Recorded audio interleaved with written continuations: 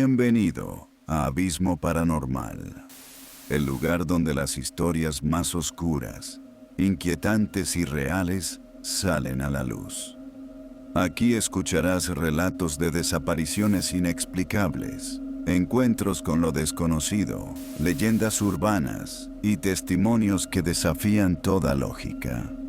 Cada semana, una nueva historia te sumergirá en un mundo donde la realidad y lo sobrenatural se mezclan.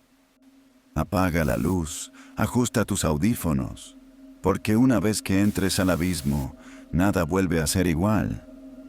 Nuevos videos cada semana.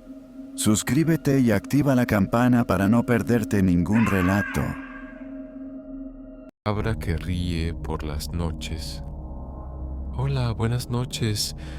Esto me pasó en junio del año pasado. Soy de Piedras Negras, Coahuila. Tengo 22 años.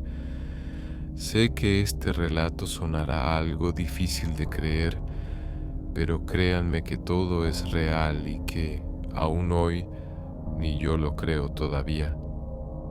Todo comenzó cuando unos primos y yo fuimos a pasar un fin de semana al rancho de mi abuelo, sobre la carretera Acuña, a la altura del ejido El Moral.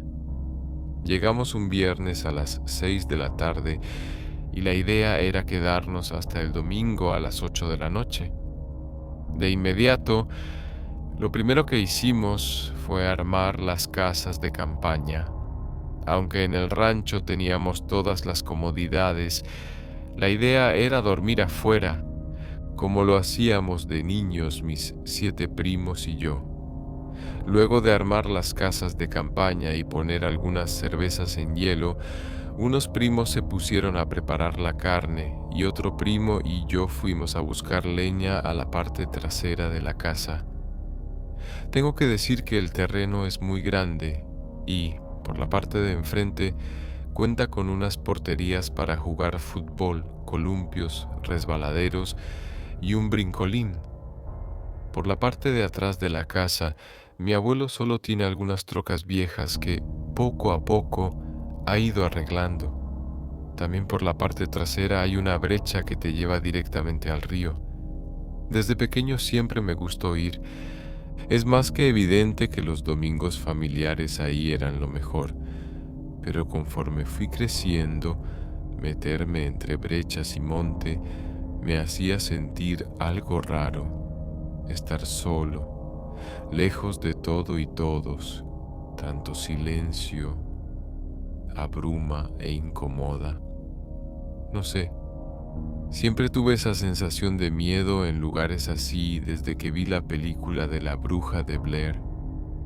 Estábamos buscando la leña, mi primo y yo, y me llamó la atención unas ramas amarradas con un alambre oxidado formando una cruz. Se la mostré a mi primo, y justo cuando él sacó otros pedazos de leña, salió otra figura. Nada más que esta estaba hecha con ramas más chicas y figuraba un muñeco, como los vudú. No voy a mentir, me incomodé mucho. Traté de no tomarle importancia. Le dije a mi primo que de seguro mi abuelo los había hecho para pasar el tiempo y solo los tiró ahí. Bebimos, comimos, cantamos y la noche se fue tan rápido y tranquila. Sin notarlo, nos dieron las 2 de la mañana. El frío era mucho y 3 de las 8 personas que estábamos afuera no aguantaron y se metieron a dormir dentro de la casa del abuelo. Los otros 5 nos quedamos ahí, platicando, hasta que, dentro de la plática, empezamos a contar historias de terror. Recuerdo que dije que no podíamos imaginar cuántas cosas pasan en esos lugares en la noche, lejos de todo y todos, y nadie se da cuenta. Mi primo, el mayor de los que estábamos ahí, contó que a él y a su papá una vez los asustaron a las orillas del río una tarde mientras pescaban. Dijo que se escucharon unos gritos que luego cambiaron por risas, luego por llanto, para terminar maldiciéndolos. No sé por qué, pero aunque sonara algo sin importancia, sentí miedo. Tomé mi cerveza y les dije que dormiría, porque el plan era madrugar e ir a pescar. Todos me siguieron y dormí solo con un primo. Los otros tres se quedaron en otra casa de campaña. No recuerdo qué hora era, pero aún era de noche. Tuve que levantarme a orinar. No me puse los lentes, solo salí. Caminé hacia el carro en el que habíamos llegado y oriné a un lado. Se podían escuchar autos pasando por la carretera, vacas, gallos, cabras. Ya saben, sonidos típicos de un lugar así. Terminé de hacer lo mío y volteé la cabeza. Sentí morirme cuando, a lo lejos, en un columpio, vi algo sentado y moviéndose. No sé por qué, pero quise imaginar que era uno de mis primos hablando con su novia. Caminé y entré a la casa de campaña. Justo cuando me acomodé para dormir de nuevo, escuché el sonido de una cabra. Pero no sé si lo imaginen. Era un sonido de una cabra sufriendo, gritando del dolor. Supongo que mis primos estaban suficientemente ebrios y dormidos para no darse cuenta, pero yo me puse los lentes, abrí la puerta de la casa y me asomé. Les juro que lo que vi es lo peor que me ha tocado ver en mi vida. Estaba una cabra justo donde oriné. Tomé un cigarrillo y salí de la casa de campaña. La cabra caminó, no hacia mí, pero sí rumbo al área de juegos. Al ser lo único que se movía, la vi, y de la nada empezó a correr, haciendo sus ruidos de cabra. Para mi sorpresa, de la nada se levantó y corrió en dos patas. Se subió a un columpio y, meciéndose, empezó a gritar, como si estuviera sufriendo. La vi y quedé en shock. Corrí y desperté a mi primo, mi compañero de casa. Los dos estábamos ahí, atónitos, viendo a una cabra arriba de un columpio, mientras ahora se reía. Nunca nos miró, no volteaba a vernos, pero la luna brillaba tanto que nos dejaba verla moviendo sus patas y sosteniéndose con las otras del columpio. No aguanté y vomité. Vomité del miedo cuando vi que la cabra brincó del columpio y empezó a llorar de nuevo. Corrí hacia la casa del abuelo y él ya estaba esperándome en la puerta, con una carabina de postas, temblando, pálido al igual que yo. Fue cuando, con la voz llorosa y cortada, dijo algo que me heló la sangre. La había escuchado hablar, pero nunca caminar en dos patas, ni hacer lo que hizo. Salí de la casa y fui a levantar a mis primos con la mentira de que el abuelo se sentía mal, solo para estar todos adentro. Ya ahí, solo se podía escuchar el rechinar del columpio y una cabra haciendo sus sonidos normales. Mis demás primos durmieron. Yo y el primo que vimos eso no podíamos. Salimos a la sala y ahí estaba mi abuelo, tomando café, llorando. Le toqué el hombro y le pregunté qué pasaba. Dijo que nada, que solo era miedo por verla caminar así y correr como si fuera una persona. Le dije que no pasaba nada, que ahí estábamos todos bien. Me interrumpió diciendo, la otra noche tocaron la puerta. Cosa rara en un rancho, si tomas en cuenta que son terrenos grandes y no se puede tocar la puerta así como así, cuando tienes como 4 portones para poder llegar y todos cerrados. Tocaron la puerta y gritaron, «Pancho, Panchito, ábreme, hace frío». Quedé congelado. Era una risa burlona y era la voz de tu abuela. Mi abuela falleció en el 2011. La verdad, No he vuelto a ir a ese lugar y ni pienso ir. Solo de acordarme, y ahora que lo escribo, no me saco esa imagen de una cabra arriba de un columpio, sentada, jugando, llorando, riendo, gritando. Oh. A las 3:33 de la mañana. Este relato es completamente verídico. Ocurrió cuando, con gran esfuerzo, logramos adquirir nuestra nueva casa. Al principio, todo parecía perfecto. Era un lugar tranquilo, cómodo, el sueño de toda familia que desea comenzar una vida en paz. Pero esa paz se desmoronó apenas 3 meses después de habernos instalado. Primera noche. La primera manifestación ocurrió una noche, exactamente a las 3:33 de la madrugada.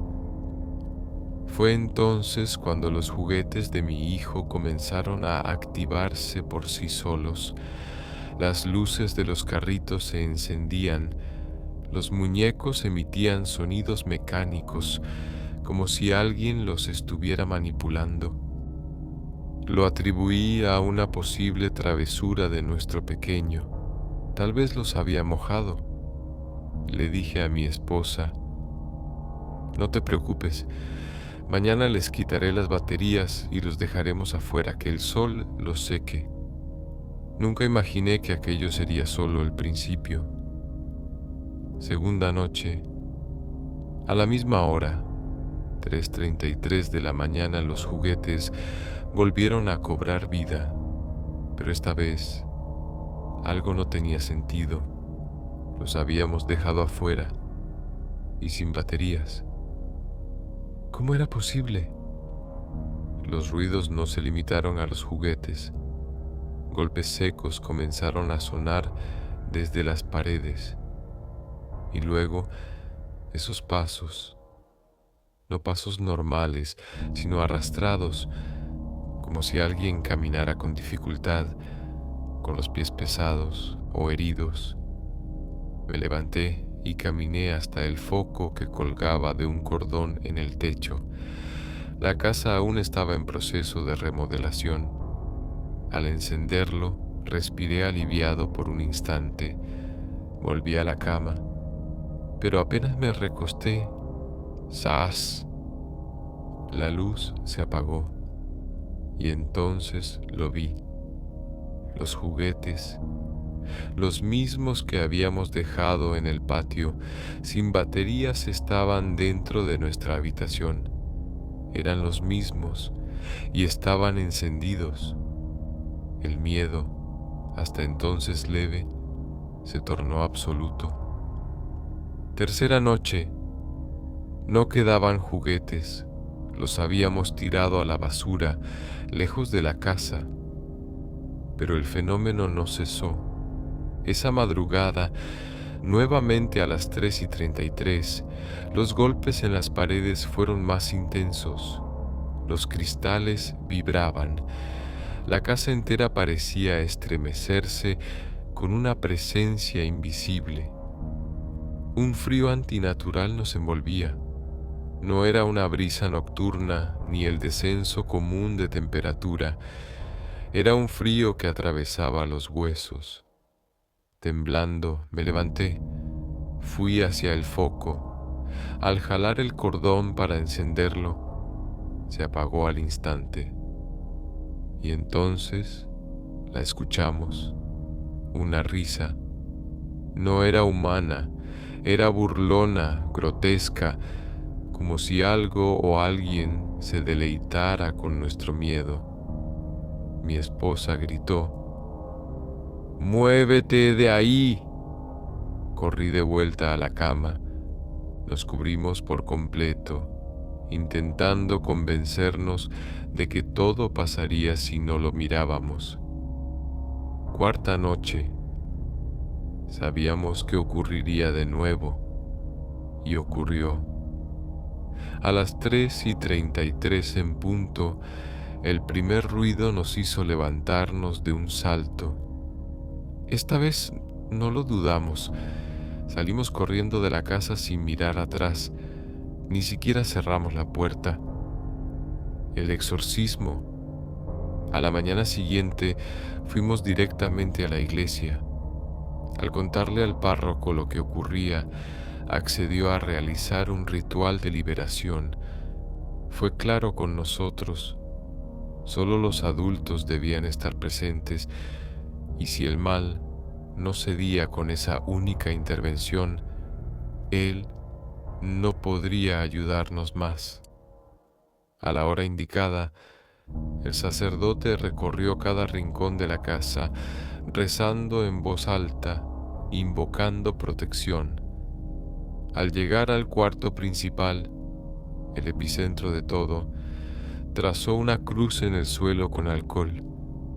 Y fue entonces cuando lo indescriptible ocurrió. Las llamas del alcohol comenzaron a formar remolinos. Crujían como madera ardiendo en una fogata.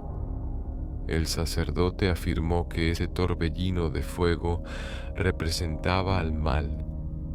De pronto se escuchó un grito, no un sonido humano, sino un alarido brutal, profundo, que parecía venir de otro plano. El fuego se elevó violentamente, como si tuviera vida propia, y luego, sin previo aviso, se apagó. El sacerdote nos prohibió permanecer en la casa por los siguientes 3 días. Nos ordenó reparar ese cuarto de inmediato y no dejar ningún rincón sin purificar. Después, gracias a mi Señor Jesús, todo se calmó. La casa volvió a la normalidad. Pero jamás olvidaremos lo vivido, jamás. Con el tiempo, al hablar con vecinos del barrio, descubrimos algo escalofriante. Todas las personas que habitaron esa casa antes que nosotros habían muerto ahí. Hoy quisiera saber más, saber si hay registros, noticias, algo que confirme lo que ya sé en lo profundo de mi ser, pero no sé cómo buscar, no sé cómo probar que alguna vez a las 3:33 de la madrugada lo imposible se hizo presente. Los salvajes del monte. Una historia real ocurrida en Ojo de Agua. Voy a contarles una historia que ocurrió en Ojo de Agua, un pueblito pequeño que se encuentra en la zona limítrofe entre Quintana Roo y Campeche, en el sureste de México. Para que se ubiquen mejor, estamos hablando de una región que conecta con la frontera de Belice y no muy lejos de Guatemala. Es una zona con selva densa, caminos difíciles y, hasta hace poco, muy poco contacto con el mundo exterior. De hecho, apenas hace unos 10 años llegó la luz eléctrica al pueblo. Antes de eso, cuando caía la noche, la oscuridad era total, solo interrumpida por las velas y lámparas de petróleo que usábamos en las casas. Aunque ahora tenemos internet y las cosas han cambiado bastante, el pueblo sigue siendo tranquilo y rodeado de monte alto. Por su ubicación tan particular, en medio de 3 países, Ojo de Agua siempre ha sido un punto donde se cruzaban caminos invisibles. Era normal, aunque parezca increíble, encontrar personas completamente desconocidas en medio de la selva, en lugares donde uno pensaría que no debería haber nadie. Esta historia es sobre mi tío Mario y su compadre Miguelón, 2 cazadores del pueblo que una noche se toparon con algo extraño en la selva, algo que les cambió la forma de ver el monte para siempre. En Ojo de Agua, aunque era raro, de vez en cuando los cazadores se topaban con personas que no deberían estar ahí, contrabandistas moviéndose entre México y Belice, exploradores extranjeros buscando ruinas mayas para saquear, menonitas que habían entrado en la selva buscando a sus animales perdidos, e incluso, aunque no se hablaba mucho de ello, narcos o militares que patrullaban sin avisar. Estos encuentros no sucedían siempre, eran bastante improbables considerando lo inmensa que es la selva, pero cuando ocurrían, podían ser extremadamente peligrosos. En el Monte Profundo no hay leyes, no hay policía, no hay a quien pedir ayuda. Un mal encuentro significaba que quizás nunca volverías al pueblo y nadie sabría jamás qué te había pasado.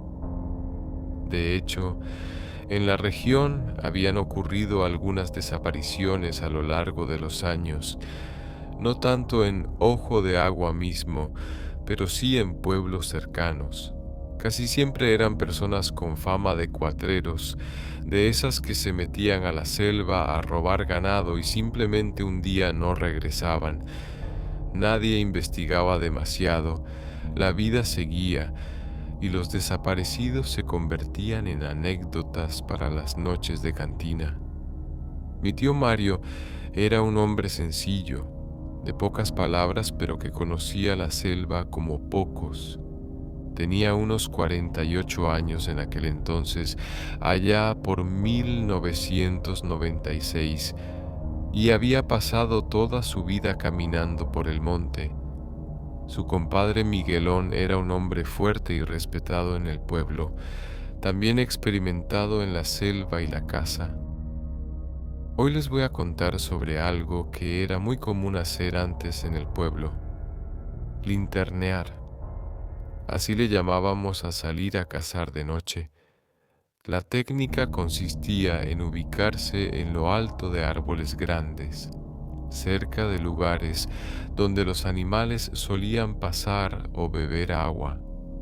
Los cazadores esperaban durante horas en la oscuridad total, con sus linternas apagadas, atentos a cualquier sonido. Cuando sentían que un animal se acercaba, encendían la luz repentinamente.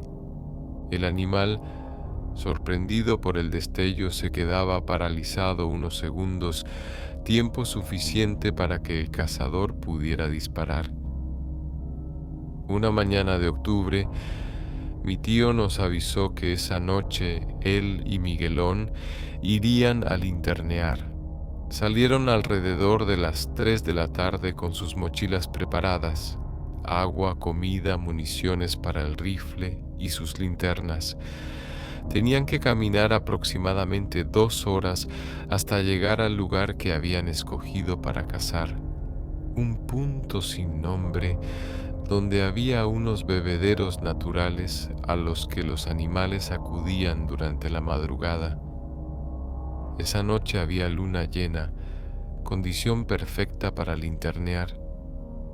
Las mejores noches eran justamente esas, con buena luna, porque permitía ver el camino sin necesidad de gastar las baterías de las linternas antes de tiempo y, una vez en posición, daba suficiente luz para distinguir las formas en la oscuridad mientras se esperaba.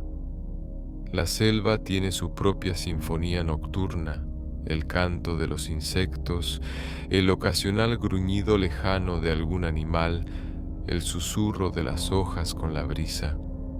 Cuando pasas suficiente tiempo en el monte, aprendes a identificar cada sonido, a saber qué es normal y qué no. Esa noche, todo parecía en orden en la selva, la tranquilidad habitual. Pero pasada la medianoche, algo cambió. Mi tío cuenta que primero fueron sonidos difíciles de identificar, como ramas quebrándose a lo lejos, pero con un patrón extraño, diferente al de los animales que normalmente transitan por ahí. Los sonidos fueron aumentando gradualmente, acercándose, confundiéndolos. No eran pasos de venado ni de tepezcuintle, tampoco de jaguar. Había algo en el ritmo que les resultaba inquietante pero familiar al mismo tiempo. Eran pasos humanos. Lo que mi tío Mario y Miguelón nunca imaginaron es que esa noche, mientras trataban de descifrar aquellos sonidos desconcertantes, verían algo que los dejaría marcados para siempre. Aunque era raro, no era imposible toparse con otros cazadores, pero en ese punto específico, tan lejos del pueblo, a esa hora de la madrugada, era prácticamente improbable. La selva es inmensa y encontrar a alguien en ese preciso lugar, en ese momento exacto, era casi como sacarse la lotería, pero con el premio equivocado. Al principio pensaron que tal vez serían otros cazadores del pueblo que habían tenido la misma idea. Pero mientras los sonidos se acercaban, gracias a la clara luz de la luna llena, pudieron distinguir algo que los dejó helados. Era un grupo de personas completamente desnudas, moviéndose entre la vegetación. No venían todos juntos, sino en grupos de 3, espaciados entre sí. Lo curioso es que, según mi tío Mario, pasaron 3 grupos, para un total de 9 personas. Sin embargo, Miguelón siempre ha insistido en que fueron 4 grupos, es decir, 12 personas. Esta diferencia nunca la han podido resolver y me hace preguntarme si ambos realmente vieron lo mismo aquella noche. Lo más extraño era que varias de estas personas llevaban lo que parecían coronas rústicas hechas de bejucos o algún material similar en sus cabezas. Pero lo que realmente aterrorizó a mi tío no fue solo su apariencia, sino el choque absoluto con toda lógica. ¿Qué hacían esas personas, sin ropa, en medio de la selva profunda, a kilómetros de cualquier camino o pueblo, en plena madrugada? ¿Cómo habían llegado hasta ahí? ¿Y por qué estaban desnudos con esas extrañas coronas? Mi tío dice que lo que sintió fue un miedo distinto a cualquier otro que hubiera experimentado antes. No era el miedo a un animal peligroso o a un humano armado, sino el terror que produce enfrentarte a algo que rompe completamente con tu entendimiento del mundo. Aquello no tenía explicación, no encajaba con nada conocido. El grupo pasaba en silencio absoluto. Mi tío jura que no escuchó ni una sola palabra, ni un murmullo entre ellos. Solo caminaban, pero lo hacían de una manera perturbadora. Parecían estar hipnotizados o en algún tipo de trance. Mi tío recuerda claramente que avanzaban unos cuantos pasos, luego se detenían completamente inmóviles durante varios segundos y después continuaban. Este patrón se repetía una y otra vez, y lo más inquietante era que en ningún momento volteaban la cabeza o miraban a los lados, como si estuvieran siguiendo un camino invisible que solo ellos podían ver. Había algo en ellos, una vibra, una energía que emanaba terror. Mi tío, que había enfrentado jaguares y serpientes venenosas sin pestañear, sintió un miedo tan primitivo y abrumador que ni siquiera se atrevió a respirar fuerte. Era como si aquellas personas, a pesar de su aparente estado de trance, pudieran detectar cualquier presencia ajena a su grupo. Cuando apareció el primer grupo de 3 personas, tanto mi tío como Miguelón, por instinto, se quedaron completamente quietos. No hubo necesidad de señales ni de silbidos.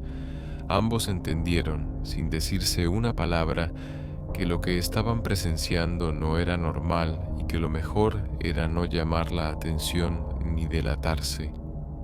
Durante casi 2 horas, permanecieron completamente inmóviles en lo alto de sus árboles, paralizados por el miedo y la incertidumbre. Los grupos de 3 personas seguían apareciendo a intervalos, siguiendo siempre la misma ruta, con el mismo comportamiento hipnótico, pues solo después de que estuvieron seguros de que el último grupo había pasado, y tras esperar un tiempo adicional por precaución, que mi tío finalmente se atrevió a silbar suavemente, una señal para saber si Miguelón estaba bien. La respuesta llegó, un silbido corto y bajo. Ambos estaban vivos, pero ninguno se atrevía a bajar. Esa noche no dispararon ni un solo tiro. La cacería había terminado antes de empezar, y a pesar de que ya no veían a nadie, ni mi tío ni Miguelón se atrevieron a descender de los árboles en la oscuridad. Decidieron esperar hasta los primeros rayos de sol, prefiriendo soportar horas de incomodidad que arriesgarse a encontrarse cara a cara con aquellas personas en tierra. Cuando por fin regresaron al pueblo, fueron directamente a la cantina. Necesitaban un trago fuerte y, quizás más importante, necesitaban hablar de lo que habían visto. Al principio, la gente pensó que estaban exagerando o que habían tomado durante la cacería, pero luego un viejo del pueblo llamado Don Julio se acercó a su mesa. «Yo también los he visto», les dijo en voz baja. «Hace años, cuando todavía me metía al monte. Son gente que vive ahí dentro». Don Julio les contó que, según él, no se trataba de ningún grupo indígena conocido. Eran personas de piel notablemente blanca, lo que hacía aún más extraña su presencia en aquella región. Su teoría era que podría tratarse de algún tipo de culto o secta que se había aislado voluntariamente en la profundidad de la selva. Otros en la cantina comenzaron a ofrecer sus propias teorías. Alguien sugirió que podrían ser descendientes de colonos europeos que se habían perdido o escondido en la selva generaciones atrás. Otro mencionó la posibilidad de que fueran personas escapadas de algún hospital mental que habían formado su propia comunidad. Uno de los más viejos del pueblo incluso habló de una antigua leyenda maya sobre los guardianes del inframundo que a veces emergían a nuestro mundo. Pero nadie tenía respuestas reales, solo más preguntas. ¿De dónde venían? ¿Qué hacían allí? ¿Por qué la desnudez y las coronas? ¿Cómo sobrevivían? ¿Qué significaba aquel extraño caminar hipnótico? ¿Por qué se movían en grupos de 3? Lo cierto es que después de ese día, aquella zona específica de la selva comenzó a ser evitada por los cazadores de ojo de agua. Mi tío Mario siguió saliendo a cazar, pero nunca regresó a ese lugar. Y aunque ese grupo de personas fue visto en un par de ocasiones más por otros cazadores en los años siguientes, nadie intentó realmente acercarse o investigar.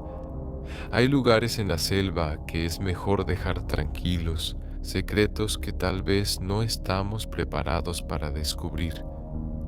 Como les he compartido anteriormente en otras historias, esta región entre Quintana Roo y Campeche guarda misterios que van más allá de nuestra comprensión cotidiana. Las historias de Ojo de Agua son testimonios de la misteriosa relación entre el hombre y una selva que, a pesar de estar cada vez más invadida por la modernidad, sigue manteniendo secretos ancestrales en sus rincones más profundos.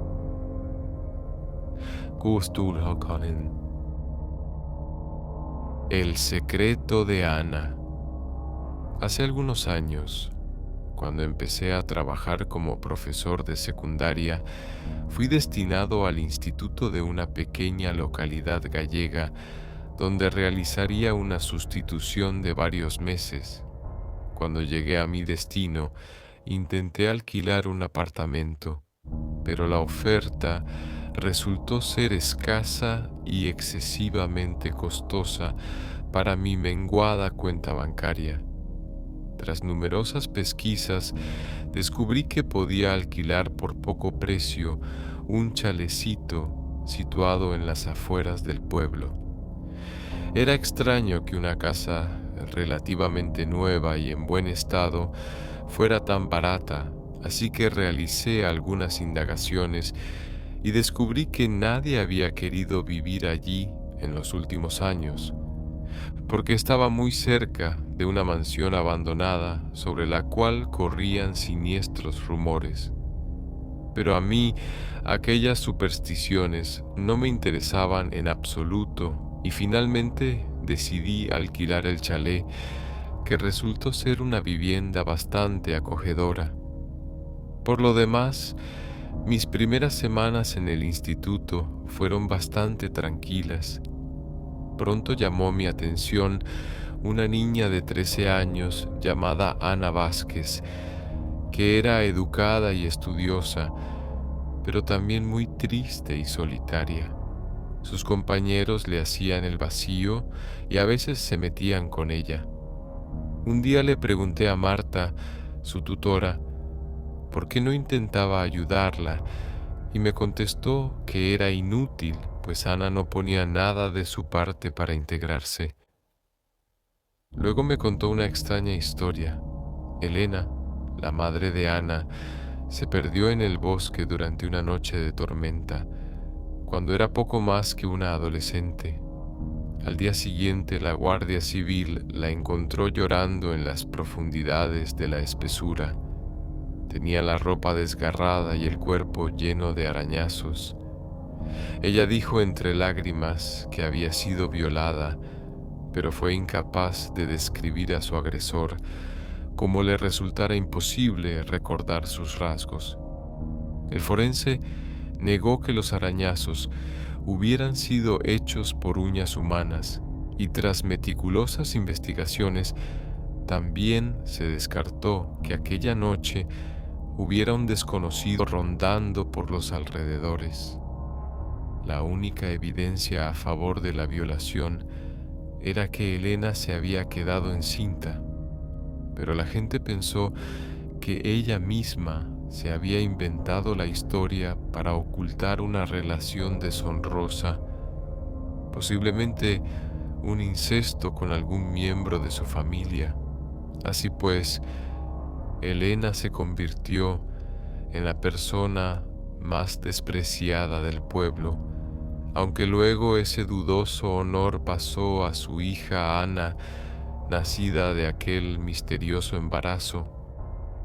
Una mañana, mientras tenía guardia de recreo en el patio del instituto, no pude dejar de fijarme en Iria, una chica de bachillerato especialmente atractiva, que aquel día llevaba una minifalda muy corta.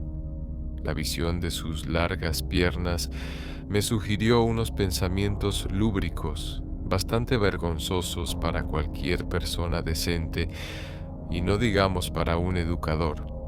Estaba absorto espiando a la muchacha cuando oí que alguien me decía: «Es muy guapa, ¿verdad?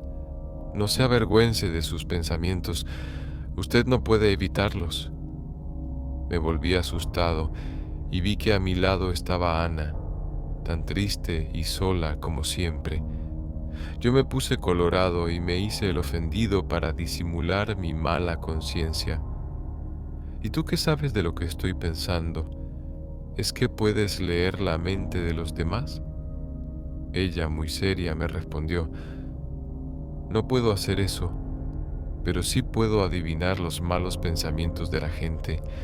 Por eso no quiero relacionarme con mis compañeros, porque sé lo que ellos piensan de mi madre y de mí. Bueno, quizás sea cierto que piensan cosas malas de vosotras, pero encerrándote en ti misma solo conseguirás empeorar la situación. La situación no puede empeorar. Ellos me odian y a veces yo también los odio, pero solo a veces. Mi madre dice que todos tenemos derecho a pensar cosas malas para desahogarnos, pero luego debemos olvidarnos de ellas y seguir adelante. Por eso creo que usted no necesita avergonzarse de sus... Yo la interrumpí antes de que mencionase a Iria. Bueno, supongo que todo eso es cierto, pero no era necesario que me lo dijeras. Es que quería decirle otra cosa más importante. Me han dicho que usted vive cerca de la casa embrujada. Por favor, nunca entre en esa casa durante una noche oscura y, si lo hace, llévese una buena linterna. Y, pase lo que pase, no se le ocurra apagarla. Las tinieblas son peligrosas. Yo iba a pedirle explicaciones, pero entonces sonó el timbre anunciando el fin del recreo y Ana se fue corriendo a clase. No vi de nuevo a Ana durante el resto del día y, como aquella tarde me tocaba reunión de departamento, no volví a casa hasta después del atardecer. Casualmente aquella era una noche bastante oscura, pues no había luna y el cielo estaba cubierto de nubes. Si Ana no me hubiera dicho nada, seguramente no se me habría ocurrido acercarme a aquella casa supuestamente embrujada, cuyas oscuras ruinas se alzaban a pocos pasos de mi confortable chalecito.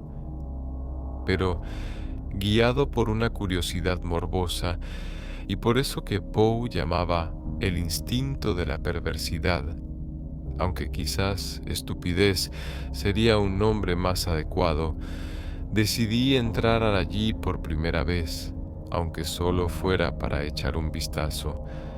Por supuesto, llevaba conmigo una buena linterna, no porque me diera miedo la oscuridad, sino simplemente porque no quería tropezar en los escombros que cubrían el suelo. Una vez dentro de la casa abandonada, al principio no vi nada más que telarañas, pero cuando ya iba a marcharme, creí oír un gemido procedente del desván. Me asusté bastante, pero como aquellos gemidos parecían proceder de un ser humano y no de un fantasma, subí por unas polvorientas escaleras para ver quién podía estar allí a aquellas horas de la noche. Llegué al desván y, para mi sorpresa, me encontré con Iria, que estaba sentada en un rincón, llorando desconsolada. Estaba atada, amordazada y con la ropa desgarrada, igual que en la fantasía erótica que me había perturbado aquella mañana. Pero, como evidentemente necesitaba mi ayuda, me olvidé de mis pensamientos perversos. Me arrodillé a su lado, le quité la mordaza, la desaté y la abracé para consolarla. Al menos lo hice con esa buena intención, aunque no pude evitar un estremecimiento lúbrico cuando mis manos tocaron su piel. Le pregunté qué le había pasado y ella me dijo, entre lágrimas, que un desconocido la había raptado y escondido allí.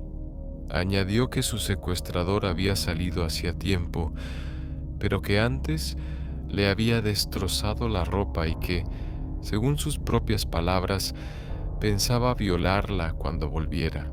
Yo la tranquilicé y la ayudé a levantarse. Mi idea era que fuéramos a mi casa, desde donde podríamos llamar a la Guardia Civil, pero entonces oí un sonido de pasos procedente de la planta inferior. Iria, nuevamente asustada, me susurró: «Él está volviendo. Por favor, apague la linterna o sabrá que usted está aquí». Yo, casi sin pensar, hice lo que ella me pedía y apagué la linterna.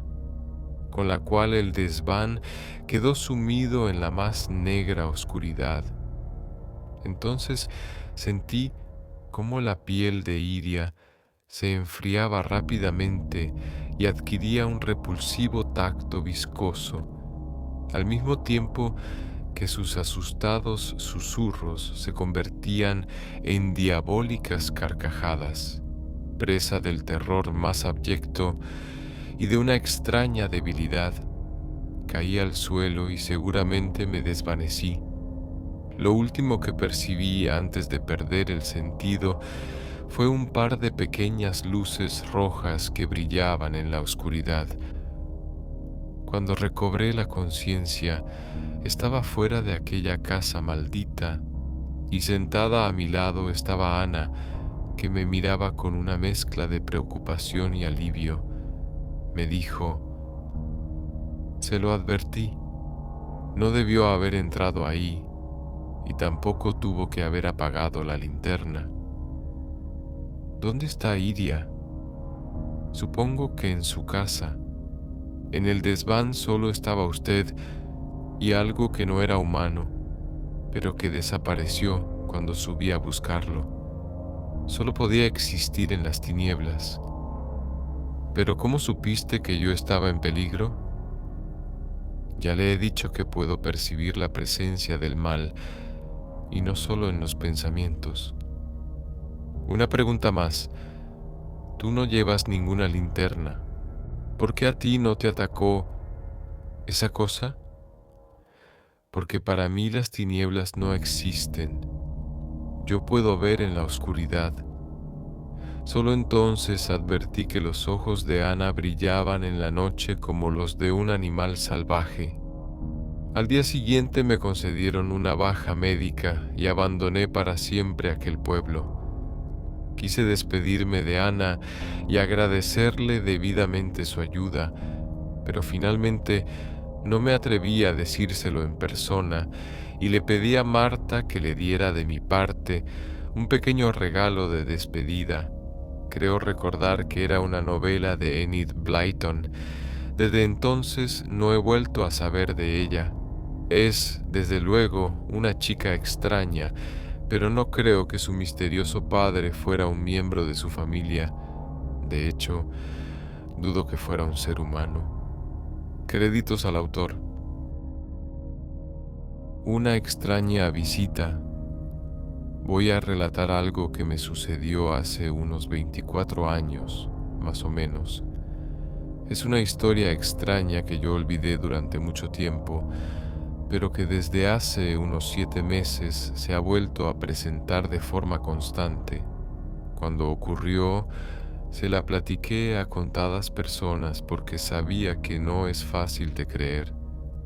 Yo, que la viví, a veces dudo si en verdad me ocurrió. Lo curioso es que algunas de esas personas, por una u otra razón, me han estado recordando este evento, y una de ellas me animó a que lo relatara en este sitio. Quiero comentarles que me costó varias semanas decidirme a hacerlo. Siento un extraño temor y nerviosismo al recordar dicho evento, pero aún así les cuento la historia tal y como pasó. Soy estilista, vivo en el Estado de México. En aquel entonces tenía en mi domicilio un pequeño salón de belleza y comenzaba a reunir una clientela que se hacía cada día mayor, ya que la colonia apenas comenzaba a poblarse y mi negocio era el único de este tipo. Mi casa es de 2 plantas. La sala estaba en la parte baja y la cocina, comedor y recámaras en la parte alta. Y lo que cuento sucedió así. Ocurrió un sábado por la tarde, serían las 2 o 3 de la tarde, no recuerdo bien, pero íbamos a sentarnos a comer mi familia y yo, aprovechando que mi esposo había llegado temprano de trabajar. Habíamos preparado sopa de fideos, milanesas, ensalada de lechuga con pepinos, papas a la francesa y salsa verde de molcajete. algo muy apetitoso. Cuento estos detalles porque los recuerdo con mucha claridad y, por alguna razón, me parecen importantes. Casi cuando nos íbamos a sentar a comer, tocaron el cancel del salón y al voltear vi a una mujer joven que no conocía. Mi reacción fue de cierta molestia porque ya no iba a poder comer y así se lo comenté a mi esposo.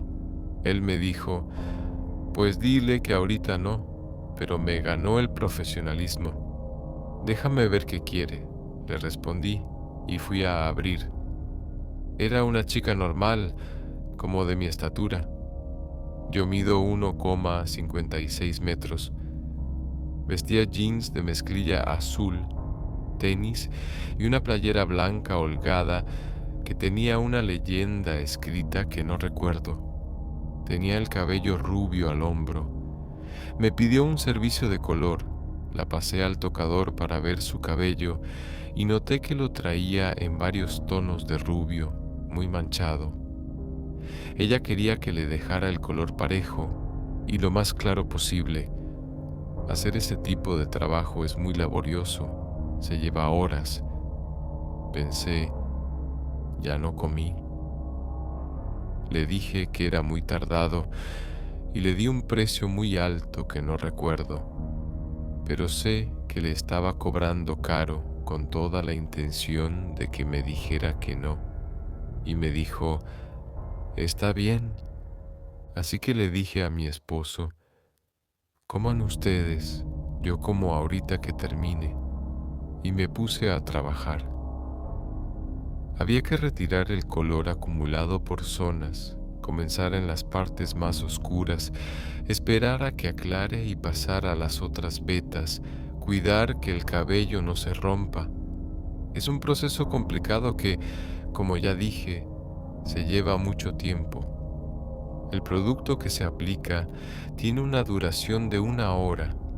Pasado ese tiempo, el cabello se lava, se seca y se le vuelve a aplicar. Pues bien, yo estuve haciendo esto 3 veces consecutivas. Cada vez que la llevaba al lavabo para enjuagar el cabello, yo notaba que, al pasar mi mano detrás de sus orejas, ella ladeaba la cabeza como si temiera que le entrara agua, a pesar de que yo tenía mucho cuidado. El movimiento era tal que no me dejaba ver los cabellos, pero yo sentía en mis dedos como si tuviera unas costritas en la piel. Pensé que tal vez los aretes se las habrían causado. Ella me miraba por el espejo y todo el tiempo estuvimos hablando de cosas que olvidé, pero sé que ella me hacía muchas preguntas acerca de mi persona y que parecía muy interesada en mis respuestas. No recuerdo las preguntas, solo que ella hablaba más que yo. Cuando el cabello quedó ya con un tono parejo, 3 horas después, me dispuse a aplicar el tinte, pero yo ya estaba muy intrigada por ver qué tenía detrás de las orejas. Así que decidí que, al lavar el cabello para retirar el tinte, yo tenía que ver qué era aquello. Estaba decidida, no se me iba a escapar la última oportunidad. Cuando la llevé al lavabo, al pasar mi mano por detrás de la oreja, ella volteó la cabeza, pero para el lado contrario, y ahí fue donde quedé pasmada. Detrás del pabellón de la oreja y desde la mitad de ella hacia abajo, tenía una abertura como las agallas de los peces. No era una cortada, no, era en las 2 orejas, se dejó ver. Y al final de la abertura un orificio como los que tienen los pollos. Sentí pánico. No sabía qué hacer. En automático, seguí lavando su cabello. Ella guardó silencio y solo me miraba intensamente desde el lavabo. Yo pensaba que ella pensaba: "Ya me viste. Ahora, ¿qué vas a hacer?". Comencé a hablar de puros nervios, tratando además de aparentar normalidad. Nuevamente la pasé al tocador. Ella ya no hablaba, solo me miraba fijamente. Ahí fue cuando noté que sus ojos eran muy grandes, muy, muy grandes. No rasgados, solo grandes y de color café claro. Su piel era muy blanca, mucho, sin ser pálida. Recuerdo que le pregunté quién la había mandado conmigo y me dijo, alguien que te conoce muy bien y veo que no se equivocó. Le pregunté de dónde era y me contestó, de aquí atrás, y te recomendaron mucho, pero la colonia apenas comenzaba a poblarse. Los vecinos éramos pocos. Yo conocía a todos los que vivían aquí. Ella no era de este lugar. Le sequé el cabello que le quedó rubio clarísimo. Me pidió que le recortara el fleco y cuando por fin terminé y se lo mostré ya peinado, sonrió satisfecha. Se levantó para pagarme, metió la mano derecha a la bolsa de sus jeans y me pagó. Todavía me regaló $10 más de propina. Hace más de 20 años, era mucho. Me dijo, gracias, me gustó mucho, voy a regresar. Y me abrazó, jalándome hacia ella. Otra sorpresa. Mi cabeza le llegó debajo del hombro. Había crecido como 10 centímetros más y se veía más fornida. ¿Creció? ¿Creció? Yo no sé cómo me controlé. No lo entiendo. Quiero decirles que el abrazo fue fraterno.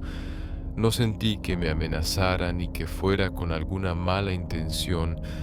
Fue con respeto y yo diría que hasta con cariño. Quiero también referir que estuvimos solas un aproximado de 5 horas sin que nadie interrumpiera. Mi esposo no bajó para nada, aun cuando él tenía la costumbre de estarse asomando. Ese día no lo hizo. Ningún otro cliente llegó, a pesar de que era sábado. ¿Por qué? Sigo sin entender. En cuanto ella se fue, bajó mi esposo, preguntándome, ¿ya vas a subir a comer? Yo estaba en shock, llorando a lágrima viva. Él pensó que no me había pagado. Cuando me calmé un poco y le conté, no me creyó. Hasta el día de hoy no ha regresado. Sé que lo hará. Siento temor. Oh.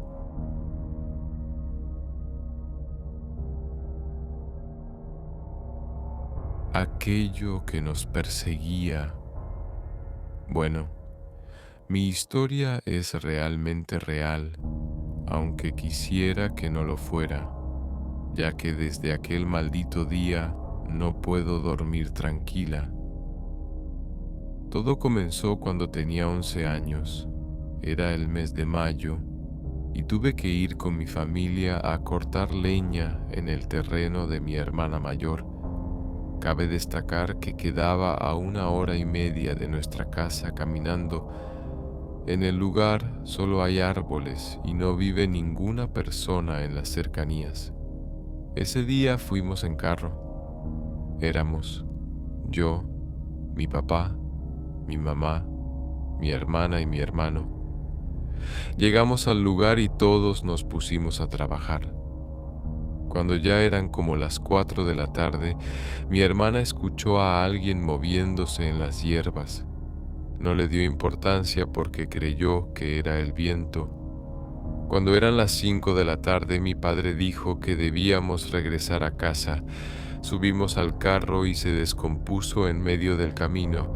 No llevábamos ningún celular, así que mi papá tuvo que caminar a la comunidad más cercana para ir a comprar una cinta de amarre para el carro, porque se quedó varado justo en medio de una colina. Así que nosotros lo esperamos en el coche.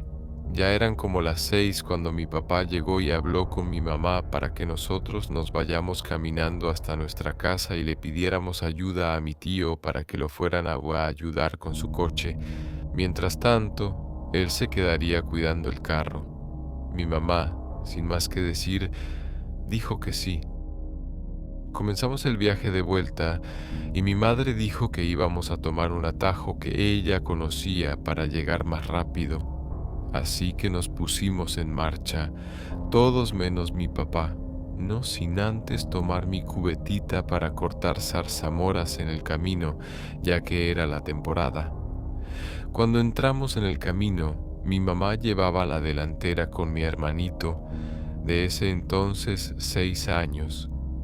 Luego iba mi hermana, de 15 años, y yo venía detrás de todos buscando mis zarzamoras. Luego de caminar un rato, mi hermana se detuvo porque quería ir al baño, pero cuando se estaba bajando el pantalón vio a alguien moverse entre los árboles, ya que el camino quedaba en medio de 2 colinas. Luego volvió a verlo pasar rápidamente en la otra colina, así que muy asustada no fue al baño. Ella no nos dijo nada para no espantarnos, solo agarró velocidad para ir a la delantera con mi mamá, que iba a 3 metros de mí, y me dijo que caminara más rápido, aunque yo no le hice caso. Caminamos un poco más y la escuché decir estas palabras: «Mamá, alguien nos viene persiguiendo». Mi madre le respondió: «No hagas caso, ha de ser una persona que también va por este camino».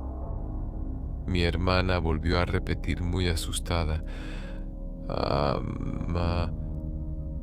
Entonces mi mamá se dio vuelta y yo también, y ahí fue cuando lo vi, parado a 2 metros de distancia de mí.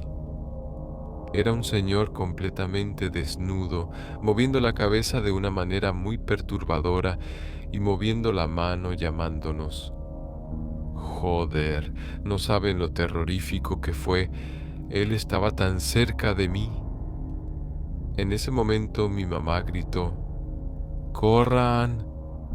Todos empezamos a correr, pero él también lo hizo. Nos persiguió. Y ese momento fue el peor que pasé en mi vida. Yo tenía 11 años y mi hermano 6. Eso nos traumatizó a ambos. Desde ese maldito día tengo que mirar atrás cada segundo en el que camino. Mientras corríamos, mi mamá nos decía estas palabras: «Grítenle a su papá, díganle que traiga el machete, que alguien nos viene persiguiendo. Él nos espera más abajo en el tanque». Al principio no entendí por qué. Bien sabía que mi papá se quedó atrás cuidando el coche. Aún así lo hicimos. Después entendí que era para hacerle creer a esa cosa que alguien nos estaba esperando más abajo. Gritábamos y gritábamos hasta que llegamos a la carretera principal, pero él seguía persiguiéndonos hasta que íbamos a subir a otra colina donde estaba la carretera. Mi mamá ya no podía respirar del cansancio y nos dijo que nos fuéramos, que la dejáramos ahí. Cuando mi hermana le dijo: «No, mamá, no te vamos a dejar», mi mamá se armó de fuerza y siguió corriendo. Él seguía detrás, hasta que en un momento mi hermana se paró en medio de la carretera, tomó una piedra y gritó: «¡Tu puta madre! ¿Qué quieres de nosotros?». Él también se paró y simplemente movía la cabeza como loco. Mi hermana recuperó el conocimiento y pensó: «Tengo que correr». Seguimos corriendo hasta que llegamos a nuestra comunidad. Era de noche. Yo estaba en shock y cuando llegamos a mi casa eran las 9 de la noche. Empecé a llorar y temblar. Mi mamá fue a decirle a mi tío que fuera a ayudar a mi papá. mientras nosotros nos quedamos en la cocina llorando y temblando del miedo. Entonces mi mamá dijo que tomáramos una cerveza para perder el conocimiento y olvidar lo que pasó y así poder dormir. Pero eso no funcionó. Aquella noche empezó todo, empezaron mis pesadillas, donde ese ser me atrapaba y le hacía daño a mi mamá. Me despertaba en la madrugada viendo cómo él estaba a mi lado y yo gritaba mucho hasta que me hacían entender que era una pesadilla. Fueron varios meses que estuve así. Incluso bajé de peso. Mis papás no hicieron nada. Dijeron que iban a llevarnos con una curandera, pero nunca lo hicieron. Desde ese día yo no he querido ir al terreno de mi hermana. En cuanto al camino que enlazaba con la carretera principal, no quise pasar por ahí como por un año. Después, cuando pasábamos porque teníamos que ir sí o sí por esa carretera para ir a visitar a mi hermana, me daban escalofríos y sentía y sabía que él estaba ahí escondido en algún lugar. Hoy, a pesar de todo, digo que tengo valor, ya que nunca nadie estuvo para ayudarme en aquellas noches donde soñaba con él y despertaba llorando sin querer dormir porque sabía que él estaba esperando en mi sueño para poder atraparme. Sé que no lo puedo olvidar. A veces se va la pesadilla por días, semanas, meses, hasta que vuelve de nuevo. Es como si no quisiera que lo olvidara. Él está ahí recordándome su existencia y yo no puedo hacer nada. No saben cómo estoy llorando escribiendo esto. Tenía 11 años y no hice nada malo para tener ese maldito trauma que hoy en día sigue conmigo. Gracias por leerme.